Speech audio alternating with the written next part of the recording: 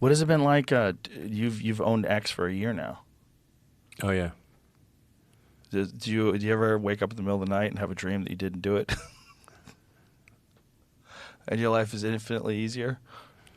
Well, it's certainly a recipe for trouble, I suppose, or contention. What was it ultimately that led you to make the decision to do it?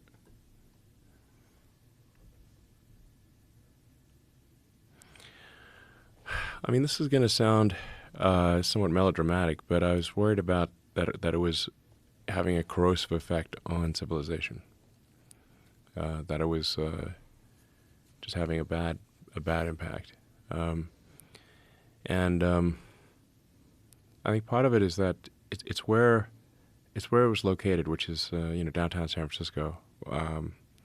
And while I think San Francisco is a beautiful city, and we should really fight hard to kind of right the ship of San Francisco.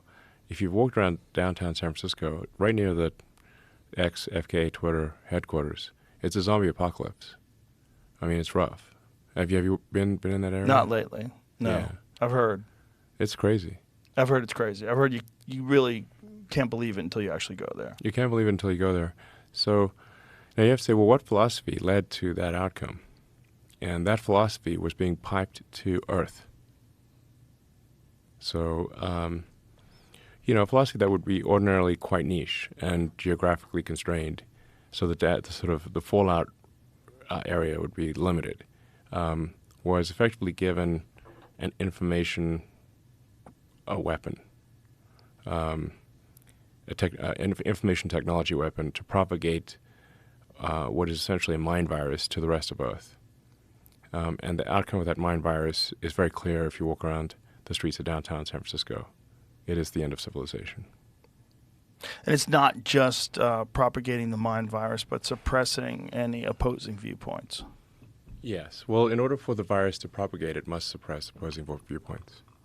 So, because it doesn't stand up to scrutiny. Correct. Yeah. I mean, you've felt the virus. You know? Yeah. Yeah. People have tried to cancel you so many times. Yeah, it's fascinating. Yeah. I don't think you're melodramatic at all. I think it's I mean, I don't want to be melodramatic, but it's almost like a death cult. It's a death cult. No, that is exactly right. It's essentially the extinctionists. Like, it's in the limit. It is that they're propagating the extinction of humanity and civilization. And there's some people who are like most of the time it's implicit. They don't but sometimes it's explicit. Like, there was a guy on the front page of the New York Times who literally has the thing called the Extinctionist Movement, and he was quoted on the front page of the New York Times as saying, "There are 8 billion people in the world, but it would be better if there were none." And I'm like, well, buddy, you can start with yourself. Yeah. Does he have friends? That's what always fascinates me.